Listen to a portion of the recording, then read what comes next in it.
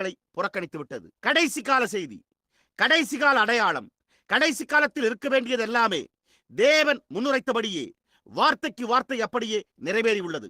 இது ஒளிநாடாவில் உள்ளது. அவர்கள் என்னை சுட்டுக் கொன்றாலும் அல்லது அவர்கள் என்ன செய்தாலும் அந்த செய்தியை ஒருபோதும் அவர்களால் நிறுத்த முடியாது. பாருங்கள், அது என்னவானாலும் மாறாமல் சென்று கொண்டே இருக்கும். புரிகிறதா?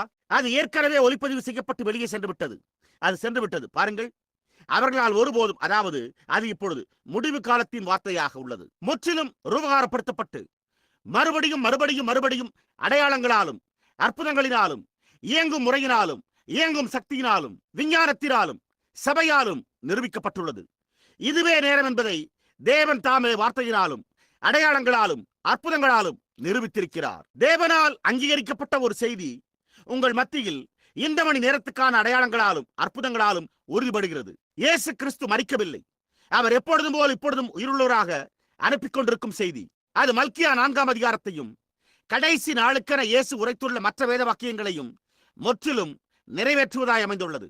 அது விஞ்ஞான ரீதியாகவும் உலகத்தினாலும் முற்றிலும் நிரூபிக்கப்பட்டுள்ளது. பத்திரிகைகள் வட்ட வடிவமான ஒளியின் புகைப்படங்களை வெளியிட்டன.